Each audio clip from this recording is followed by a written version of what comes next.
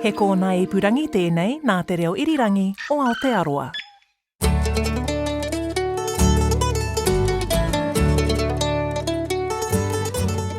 No mai whakarongo mai ki te Aotai whenua. Welcome to Country Life. I'm Sally Round. G'day, lovely to have your company. I'm Duncan Smith. Today we take you to meet some of the farmers and growers who weathered the catastrophic flooding in the Tasman region last week.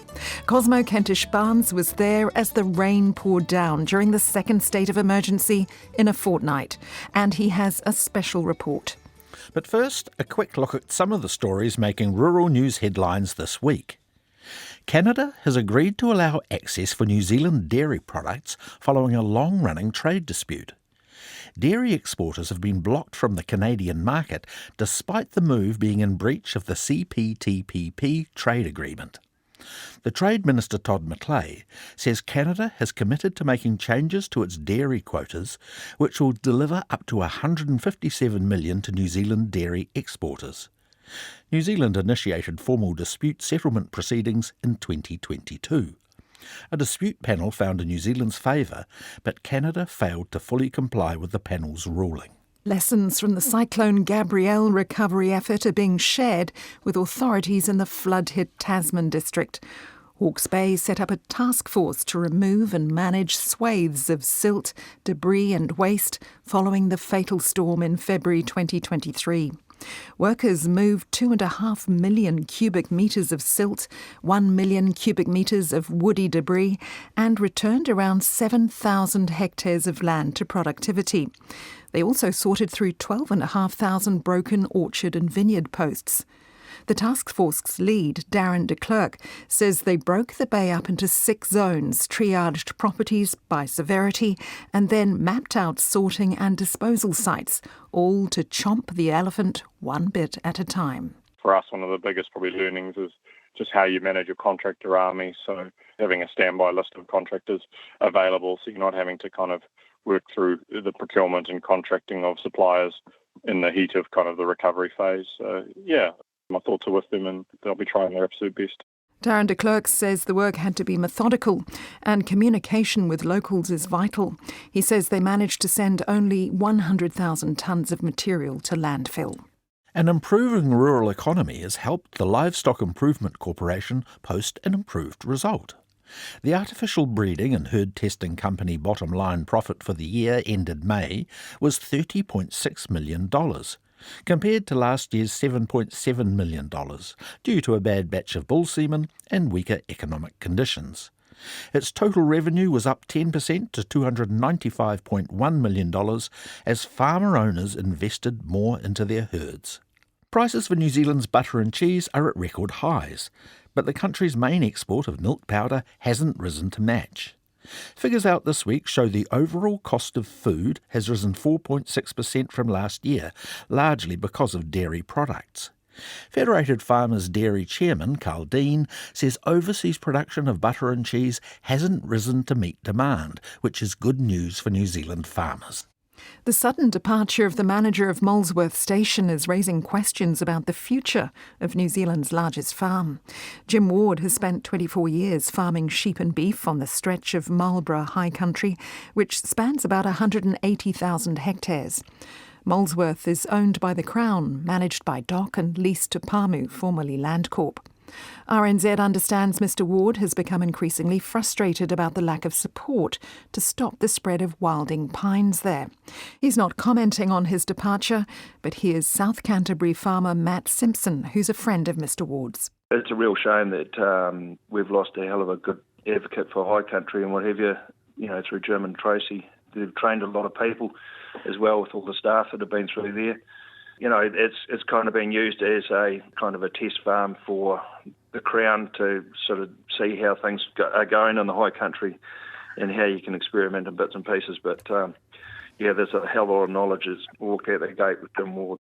The Department of Conservation says it's currently working through future options for farming on the station, but it will continue to be an important part of the huge reserve that also has a range of threatened plants and animals. The farming lease is due to expire in the middle of next year. The country's water regulator has warned of health risks from unsafe drinking water in rural homes and schools with private supplies. A recent Taumata Arawai report looked at more than 1,500 drinking water supplies in New Zealand, 17% of which are privately or community run. It warns rural communities, especially school children, face more E. coli and nitrate contamination in their drinking water than urban areas. Around 71 schools reported at least one instance of excessive E. coli levels in drinking water, down from 81 in 2023. And finally, Australia's been declared free of highly pathogenic avian influenza in its poultry. As of the 13th of June, the disease has been eradicated from all affected farms and properties, and movement restrictions have been lifted. Here in New Zealand, the Ministry for Primary Industries is recommending cattle farmers keep stock well away from ducks on the farm due to the risk of the disease spilling over from poultry to dairy cows. Faeces from mallard ducks are believed to be a key source of H5N1 infections in dairy cows in the United States. MPI says while farming systems are different here, it recommends farmers carry out strict biosecurity measures to avoid contamination. And that's it from the Rural News Desk. This is Country Life on RNZ National 101 FM. Now we're heading to the Tasman district with Cosmo Kentish-Barnes, who set out last Thursday to talk to farmers and growers struck by the first massive flooding event late last month. He arrived as a second state of emergency was declared, with floodwaters rising again and more devastation to come. He first met up with Sandra Young, who was waiting for him in the rain beside one of her flood-flattened paddocks just off Motueka River West Bank Road. We're on Peach Island and we can see devastation. No fences hardly, horses' house is gone. Just the after effects of the last flood, which is meant to be a 150-year flood. And we've got another heavy rain warning for tonight and tomorrow. Yes. And so where's the river in proximity to here? Nowhere near here. The river is, the stop bank is for the overflow channel, and the river is probably a mile that way. So where did the water come from? Came from the river further up. It goes through several properties and came smashing through. But it wasn't the water that did the damage, it was the baleage. Bales that came down, they like torpedoes. We counted, how many came down? 150 in about an hour and a half. We got it all on camera. So did they fall apart? No, a lot of them are still down the river. A lot of them are next door. You'll see big green bales. There's one in the creek. They come down. There is bits of plastic everywhere, but most of them stay whole, and that's what does the damage.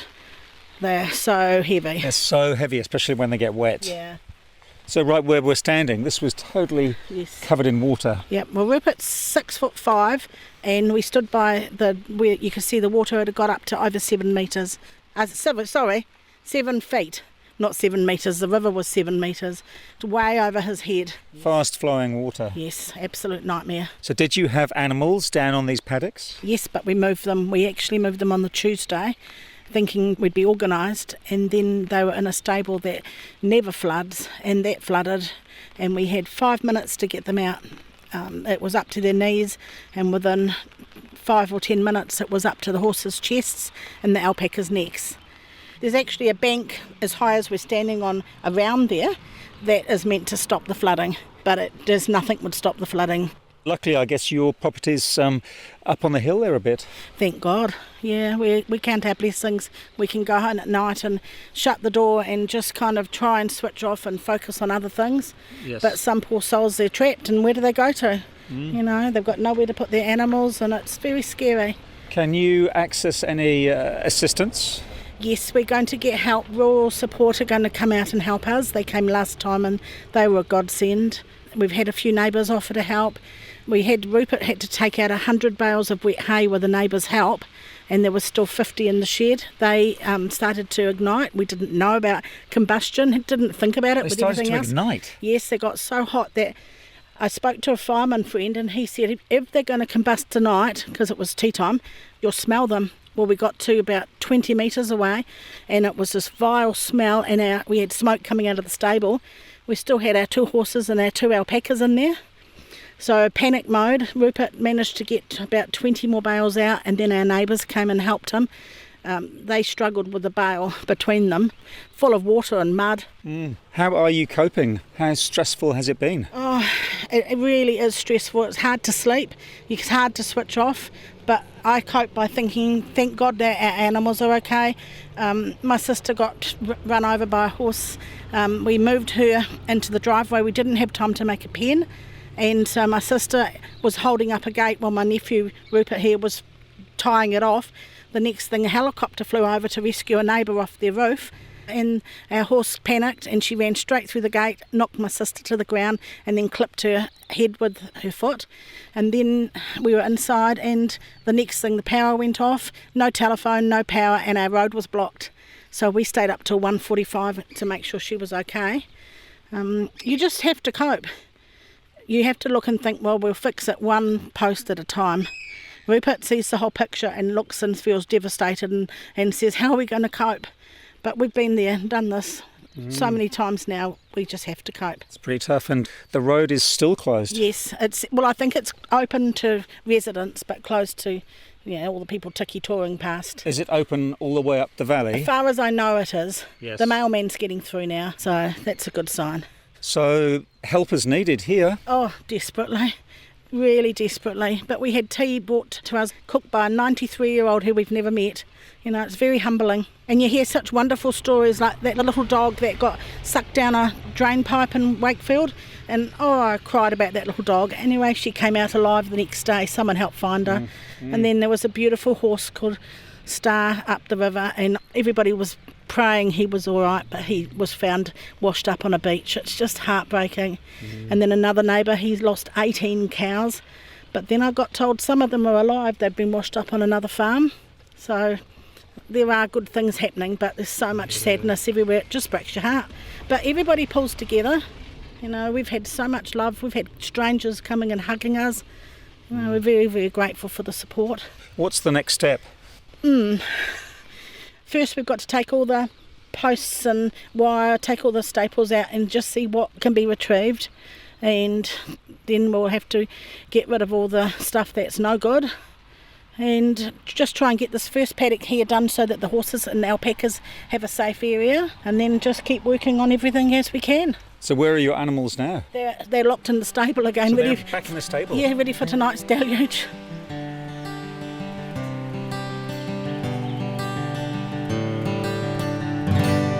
A flood-hit farm about 15 minutes from Sandra's property is my next destination. My name's Jacob Lucas. I work for Nelson Marlborough Fish and Game, and we're in the middle to lower Motueka Valley on the West Bank Road. And this is a great fishing beat, so a lot of anglers like to come through this property to access the river. It's like a bomb site here.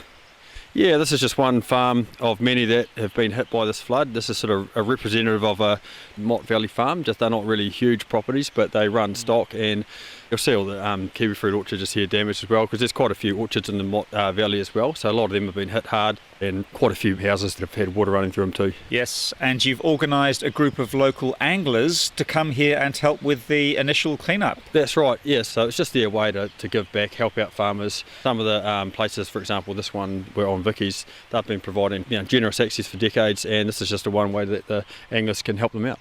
So what did it look like when you first got here with the volunteers? Yeah, so the waters had subsided, thankfully, and it was just a case of trying to get the farm operational again. There's a lot of the fences have been completely flattened, there's debris all through them, and it's just trying to remove some of the debris, clean up the wire. At times it was just removing all the wire, and they're going to have to start again. And that's just one of the things that the group does, and many other groups that's helping out here. There's lots of other volunteer groups like the Student Army doing a fantastic job. There's been a fantastic community buy-in since the event, either helping out people that have had their houses flooded or on farms to get them back operational again.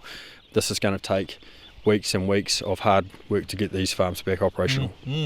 And so basically where we are now, between the river and the steep hills there, which are covered in pine plantations, would have been covered in water. Yeah, so you can sort of see the deer fencing down here, which is 6 foot high, and the debris is right up to the top. And down the bottom of the property here, there's 8 foot high of just debris. So anywhere flat was pretty much a lake and had moving water through it. Yep, a lot of water. Yep. And people were scrambling. It did come up really quickly, some people wouldn't have been able to get stock out in time. That's right. There was stock that were caught in the river and the current. They couldn't get them out. Yeah, and of course there's just the damage to people's houses. I turned up to a house on Sunday and there was probably 20 people working around it, just helping out the people involved, affected, and they'd been there the whole week. So it's just so fantastic to see that. Everyone's mucking in. Yep, the whole community's got behind it, and it's just the start of a long road to recovery. Now we've just jumped into Jacob's ute and we're heading down the very muddy and wet track towards the river to have a look. So this is the motueka here.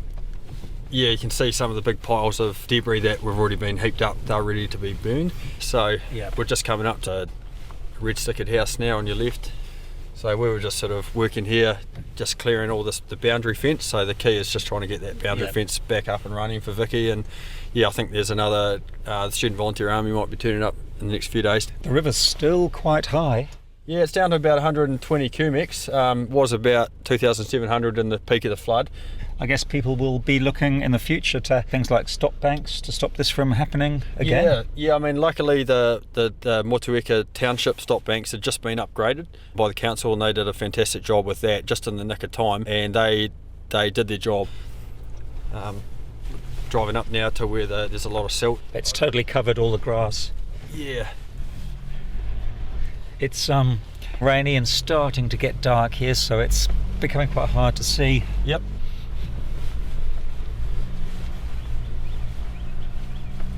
Glad I didn't get stuck. So, Jacob, would you like to hear from more people who are keen to help out? Absolutely, especially locally. There's going to be plenty of opportunities over the next few months to get involved and help out farmers, landowners and orchardists in this area.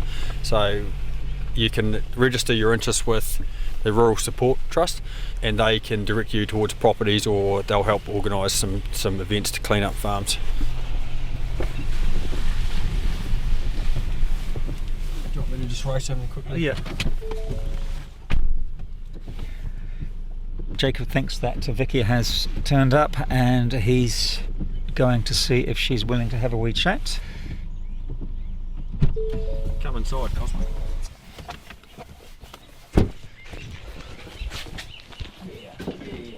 Come in. Yep. This is Cosmo. Hi, Cosmo. Hi Vicky, how you doing? Hi, Cosmo. Nice to meet you. You too, love. Thank you. My tenant. Vicky, thanks for talking to me. How are you doing? Well, I'm pretty stressed. I don't think I've ever worked so hard in my life. So my insurance only covers me basically for house and contents and 80 metres from my drive. So my culvert's not covered, my repasturing's not covered, and the fencing. It costs $25 a metre to do a farm fence. So every 4 metres is $100, every 40 metres is $1,000. And as you can imagine, I'm sort of about 3 kilometres down on fencing. That's a lot of money to shell out for new fencing. Yeah, but it is what it is. And your house here that we're in survived, okay? Yeah, 2-storey block. So we were upstairs here and it was just raging around us. And downstairs the water was coming in, but we let civil defence, because this stage we're in the middle of a lake, and we let civil defence know, and they were really good. They were ringing us about every hour and they're going, how deep's the water? And I'd go down, I don't know, it's about 6 inches or something. You were stuck? Stranded? Oh, yeah, we were stuck here, but we do have a big landing up the top, so we thought, well, if we needed a helicopter, we could possibly get out on that. But and then he said, how deep's it now? And we said, I said, oh God, I went down to my 90 and it was over my knees. I went, it's over my knees. And it kept on rising. Yeah. And then eventually he said, what's it like now? So it was up to my 3rd step to get downstairs here, and I could see my tarmac getting all ripped up and rippled around me, and my neighbour's bailage just popping along and bouncing over my fences, and troughs just spinning upside down, concrete troughs. We saw some out in the paddock. Yeah. But I did ask Civil Defence when they would come and get us, at what stage, and the lady said whether she was joking or not, I wasn't quite sure, but she said, well, when the water got to the top of the bottom storey, like at the ceiling, so I'm thinking, I'll be really scared by then. Yeah. And there's a batch on this property, and that was built in 1928, and it's never had the water through it, and it's the Red Stickard property. Is that the one we went past, Jacob? Yep. That's pretty badly damaged. Yeah, well, it's moved off its piles, and inside it's like 8 inches of silt, and everything's all... The door's closed now and it just stinks. So I've got my tenant, currently my new flatmate. So, Fran, when did you realise you had to get out of your cottage down towards the river? Only when Vicky was knocking at my door in the dark, calling my name. Come on, Fran, we've got to go. You're coming up to the house with me. And I got very ill with it as well. So I've actually just come out of hospital only yesterday. I think it was the shock, and I was recovering anyway from an illness, and then it just set me off again. Yeah, love, yeah. How are your stress levels? They're calming down now. Like, I was frightened, like when I went back to the batch and walked in, and I really did let out a big loud scream because I got stuck in the mud with my gumboots inside my kitchen, and I'd only just really moved in, only a matter of a few weeks ago, and just got everything nice and ready to just enjoy a bit of life now. And yeah, it was all gone. But Vicky's taken the best care of me, and having to make allowances for that when she has so much herself that she has obviously lost. She's lost cattle, she's lost chooks, getting the rubbish out of her farm, and yes, so she's allowing me to sit up here and watch the action. What's next for you, Fran? Move on, but move into something definitely now more safer and secure for me. So that's my plan, yes. Well, I hope things go well for you and get well soon. Thank you so much. Will do. Okay, nice to meet you. See you, Becky. Thanks so much. Bye.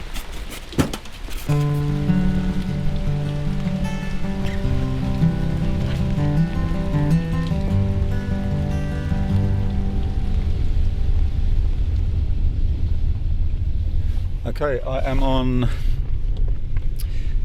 Rainy River Road, which, as the crow flies, is kind of somewhere between Richmond and Murchison. Now, the farmland here in this isolated valley is surrounded by native bush, and I can see lots of debris clinging onto the top of the fences on either side of the road.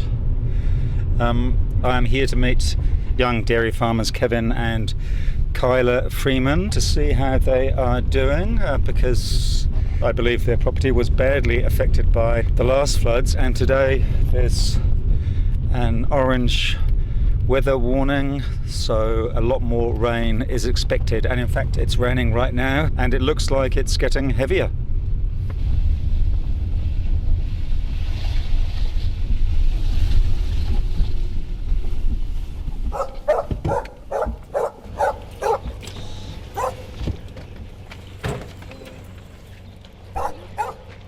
I'm Kevin Freeman, and we are up the top end of the Motueka catchment, dairy farming, a couple of small dairy farms, and we have a river that runs through our place, namely the Rainy River, and in the flood event it got the highest I've ever seen and my family's ever seen, and we've been in the valley for close to 30 years, and it's sustained a reasonable amount of damage, flowing gravel, trees, debris across productive pasture, taking out fences, and a bridge that has been repaired with a lot of digger work. Could we go down and see some of that damage closer to the river? Oh, too right. Yeah, there's plenty of water down there. Oh, sorry, Matt. I'll put it back up for you, okay? Now we're heading down a steep track towards the Rainy River now, and we can see how high it was. In fact, it covered the whole valley floor. About 200 to 300 metres wide, and this here was flowing at probably close to 5 metres deep across that part. I'll just show Cosmo here a video of how high the water was on the bridge, and then as we drive across the bridge he'll have probably a greater appreciation of how that looks. Oh my gosh, a huge body of water going right to the top of the bridge. Yeah, so there was less than 500 mil of clearance, and it had taken out the abutment of the bridge. So that's the ramp up on the other side per se. And yeah, we've put in just over 200 tonne of large quarry rock. Yeah, we had a couple of diggers here and a dump truck to move and replace that rock. How hard was it to get a digger and a truck so quickly? Definitely had to pull some strings. But this is all on our cost basis. Something that probably a lot of people don't realise is we are so far up the river that council funding stops probably about 10k short of us.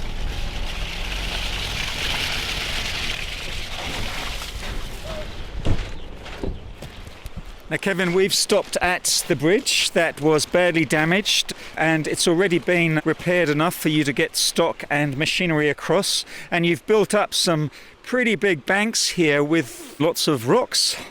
Yes, all this stuff is it was just poor in labour because we're actually on a massive time pinch. Probably in 2 weeks' time we'll have our first calf, and then from there on through it's flat out into spring mode, which cows calving, milking starting, and we're pretty fortunate in the fact that all our main infrastructure is on higher terraces.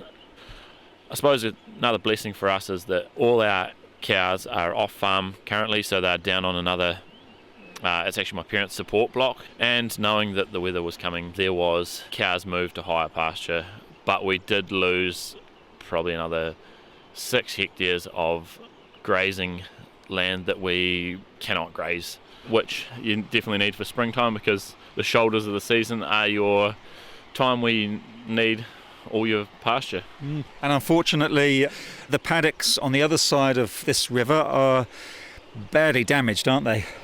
It's just in the middle of the farm where the valley is that it is damaged, and the topsoil has been taken away and disappeared down the river. So we will possibly have to put a bulldozer or something across to even get them safe, in the fact there is some large holes, banks that are dangerous to be driving around early hours of the morning to collect your cows out of. So we've fished off a lot of trees that have come down to use to fill in holes, and then it will just be pushing around the gravel because all the topsoil's gone, and then hoping that something will establish out of that gravel. Will farm insurance cover some of these costs? Farm insurance covers a small portion. A contribution to the bridge really is what it is. But you do it, take lots of pictures, file to insurance, see what they come back with. We can't wait for decisions. We actually can't. How are you and Kyla doing? Because this is, of course, very stressful and worrying. Well, I have got over the worst of it. The initial shock is worn off, and it's just the grind. Wake up, do what you can that day, go home and go to bed. Yeah. But it's pretty tough to see and feel the stress of it's going to massively impact our business. It's going to cost the business a lot of money, I guess. Yeah, it'll be triple figures. So we need good years because of bad things like this. We need to have years that we do pay a lot of tax and make some money, because we're a young farming family with a lot of debt. And this here is something that, in order to be able to even weather this storm, we need a little bit up our sleeve, and it's going a big overdraft this winter because of this. Well, it's windy, wet and cold here, so shall we jump back into the ute and head back up to the farmyard? Sure thing.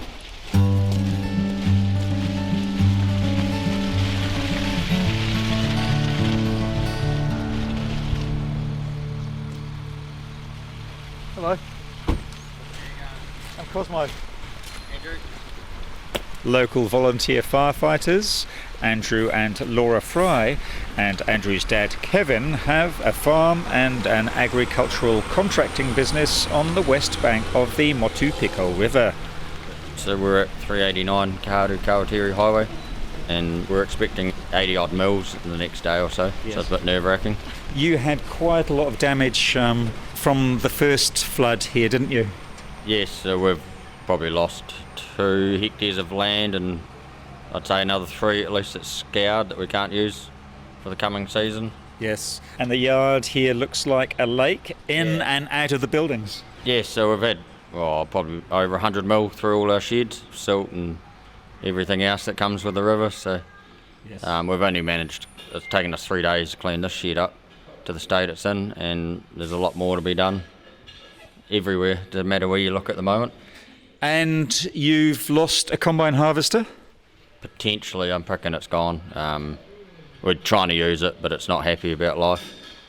So we've got a stock bank gone on another property, and it's going to be quite a bit to be done. The combine harvester and a tractor were 1.5 metres underwater at least. Yeah, the tractor would have been 1.5 metres. The combine's a good 2 metres. Been nearly a foot through the cab of it, and it's not a small machine.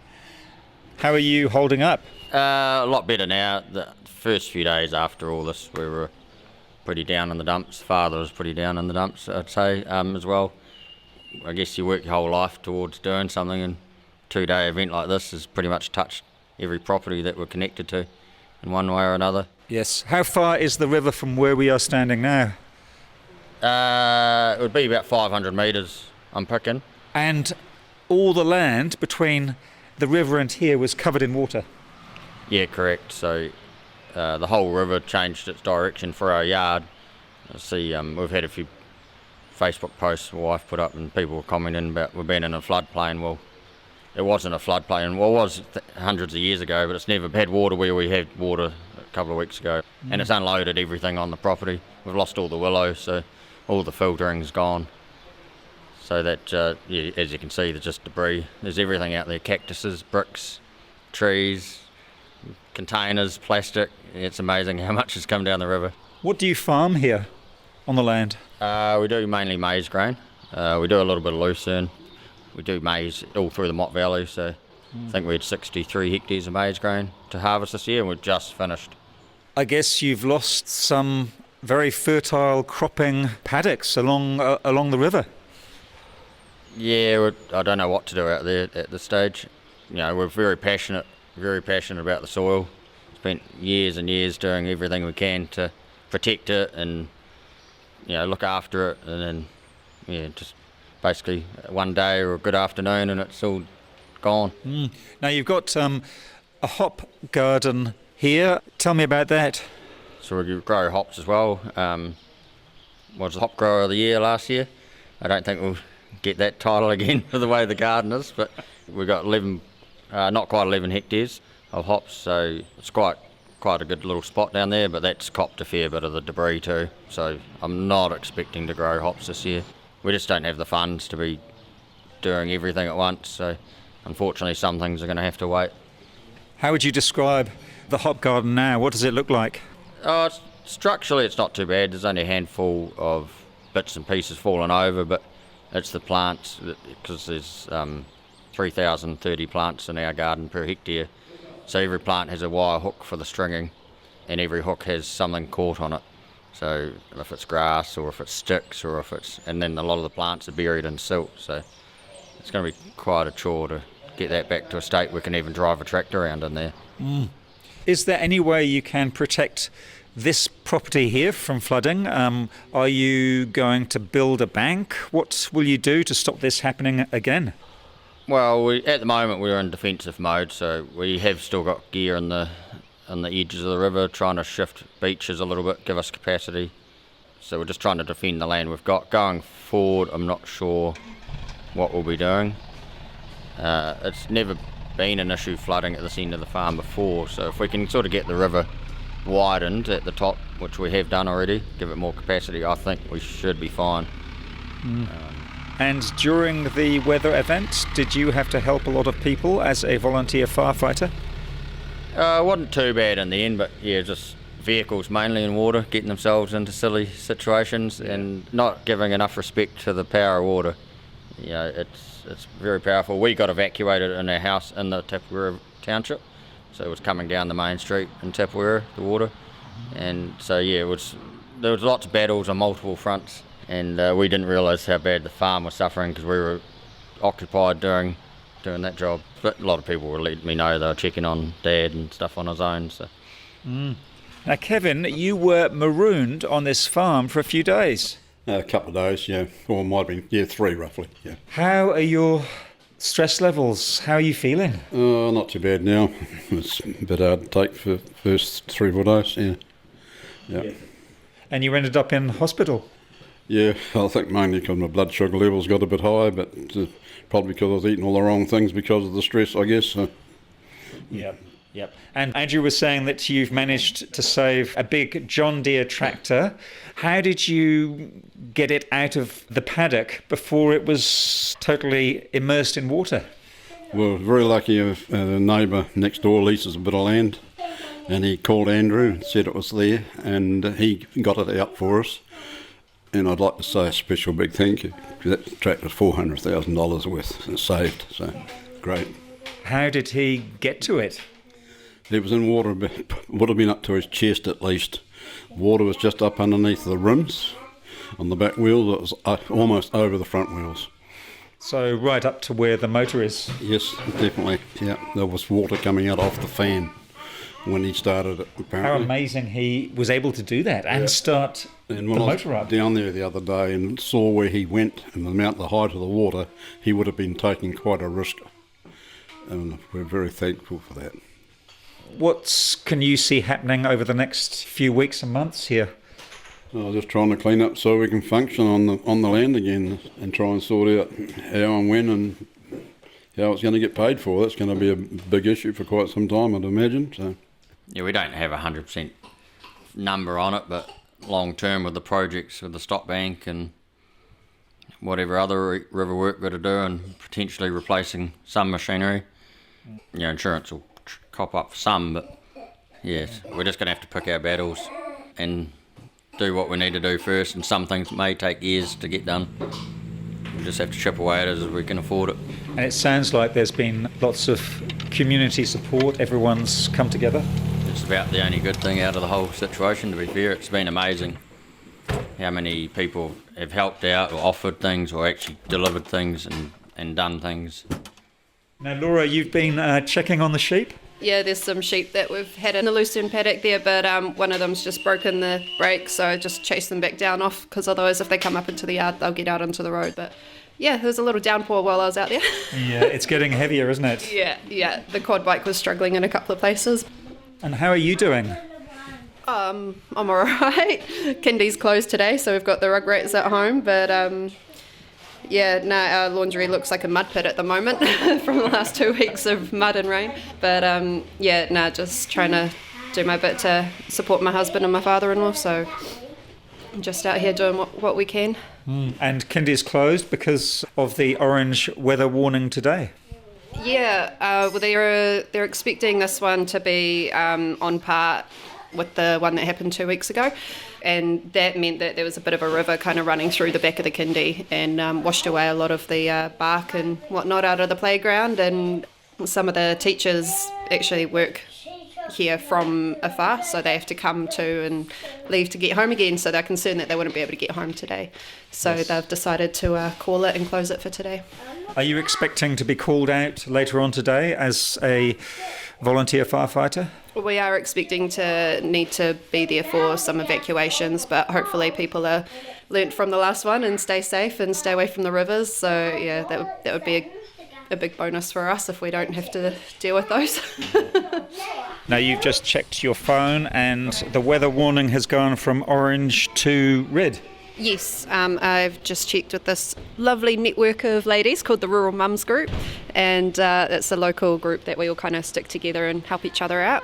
And I see they've just posted on there from the Met Service that we've gone from a orange to a red warning. So what does that mean? So for us, that means that we will start mobilising our babysitters and just making sure that everything at home is all up above floor level as much as we can, and hope for the best now.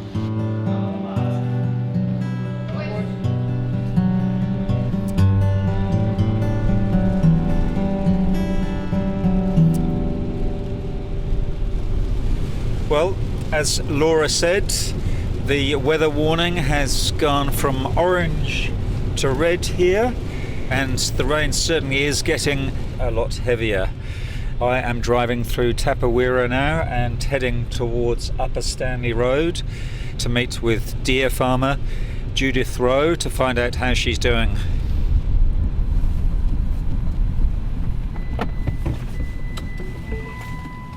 You have arrived. Hi Judith. How are you doing? I'm good. Nice to meet you. Nice to Cosmo. meet you too. Nice to put a face to the name. Let's leave those two outside there. Out. Is that a blue heeler? Yes, it is. A baby one. Now Judith, you are going to take me out onto the farm. Yes, the farm itself runs down two valleys and the hills have survived pretty well. We've just had one slip that's taken out a boundary fence, but we have 6 kilometres of creek and we've got some real pressure points that have blown out, and we'll go and have a look at some land that's gone, some land where fences are flattened, and just a mess, really. You've kindly lent me some wet weather gear.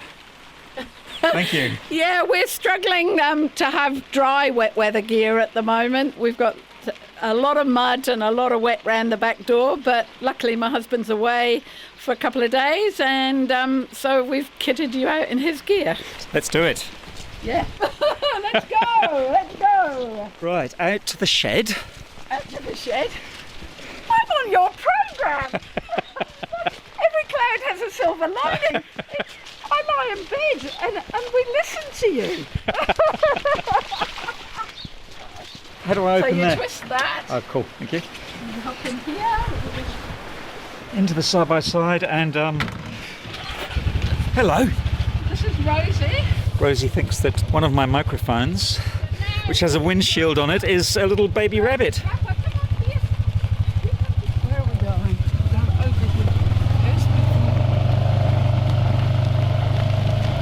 here. So in weather like this, you're out on the farm quite a bit.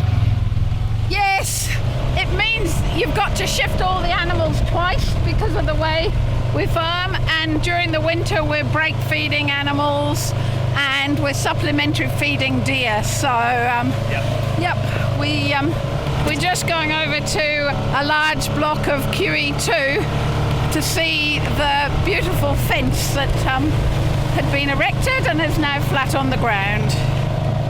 I'm pleased I wear glasses because the rain is hitting our faces quite hard, isn't it? Yes, it is. Now we'll have to just be careful here because the river's obviously coming up.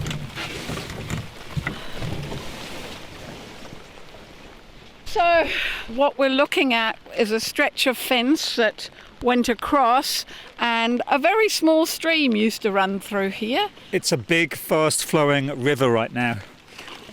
And rising quickly. It won't open. No, it's fine. I'm just climbing over a fence so we can go closer towards the river. Make sure my recorder's still on. Yes, it is. Sloshing through the mud. So as you can see, this is typical of how deer fencing gets washed out in a flood. And we've got debris, whether it be willow, grass, residue from forestry, there's all sorts gets caught, and just the weight takes the fence out. Now this is a whole stretch of deer fence which is at least 2 metres high, and it's come completely out of the ground, including all the posts. And the creek, which normally is about a couple of metres wide maximum, and in summer it's an ephemeral stream, so it's totally under the ground. It was probably 75 metres in that direction, and now it's changed course. It's coming through in 2 streams, and we've got gravel build up, and some of that is within 6 inches of the top of the deer fences on the other side. Gosh, and that just shows how high the water has been and might well reach again by the end of today. Yeah, it's coming up pretty quickly. It's changed dramatically since first thing this morning, and we just got to stay away from here. Nature will take its course, and It's how we reinstate this fence going forward is one of the big questions. There are entire trees that have been carried down the flow. Yeah, absolutely. And that causes problems in itself. They tend to get jammed up together and then they create a wall, and that causes the water to blow out in either direction. How many kilometres of fencing has been damaged on your farm? Oh, it would be hard to put a figure on it. And when we say damage, you've got some that's been destroyed altogether, some that's recoverable, several kilometres in different areas around the farm. Several kilometres of repairing is a lot of work and money. Yeah, there's going to be there's a lot of work just getting debris out of fences and standing them back up. The trick will be to look at the pressure points and where do we have to do things differently going forward. The silt just near us is up to 2 metres deep. Yes, and what you've got to remember is we're only farming this land next to the creek because this sort of thing has happened in the past. This is how these soils were created, was by these rivers originally were braided rivers that spread out across the land. Now we try to control them in a channel, and when you get a big event like this, it's just very hard to hold them in the channel. And the worst of the rain is still to come today. Yep. And a lot of the issue is not the rain that you're actually having here, but it's the rain that's happening further up in the catchment. Yeah, fingers crossed.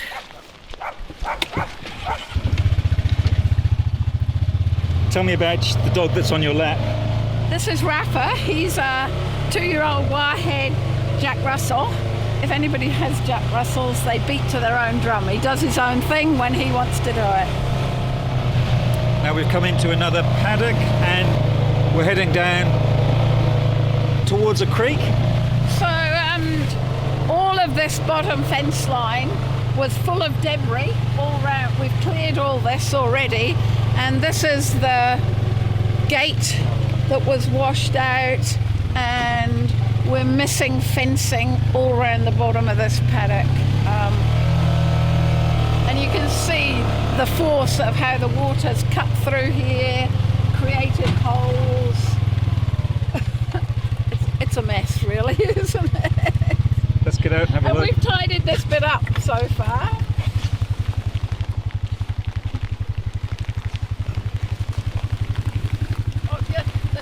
Right. So the water broke through this area over here, and you can see all the silt and those fences bent over. Yep. One of the issues with paddocks being so waterlogged is that we're getting a bit of wind, that's the perfect storm for trees pulling out of the ground. But at the moment the trees are holding things, trying to contain the creek, but just depends how much rain we get, really. Yes. So all this water ends up in the Motueka River? Yes, it does. And there are a lot of little rivers, and they take a lot of silt, debris, rubbish, and And that's why the river floods so quickly? Absolutely, yeah. And I think it was flowing at twice the volume that it did in the last big flood. I think it's been categorised as a 150-year flood sort of thing. Do you know people down the valley? Yep, I've got friends down the valley. They ended up on the roof of their house. The water came up all round about them. The stock plank gave way. Yeah, it's a bit sad that it's happening again today. Judith Rowe there on her rain-soaked farm in the upper Motueka catchment near Tapawera. That story produced by Cosmo Kentish-Barnes, who just managed to get home to Christchurch before the flooding got worse and roads were closed. Cosmo was also chatting with Kevin Freeman, Vicky Adnams, her tenant Fran, whose home was red-stickered, Jacob Lucas, Andrew Laura and Kevin Fry, and Sandra Young, who said the flooding that peaked at midnight on her lower Motueka Valley property was even worse than 2 weeks ago. Country Life hopes to head back to the area again in future to check in. Take a look at the photos Cosmo took on the RNZ Country page. And that's it for this episode of Country Life. Do send us your feedback by emailing country@rnz.co.nz. Head to our show notes for more details of Cosmo's story or to the country page at rnz.co.nz. Click follow on your app if you don't want to miss an episode of Country Life. And if you enjoyed the podcast, we'd love you to give us a plug on social media. Or tell a friend about this show. Click the share button in this app to send this episode to a friend. In the studio production team today, David Knowles and Phil Benj. Catch you next time. Ka kite.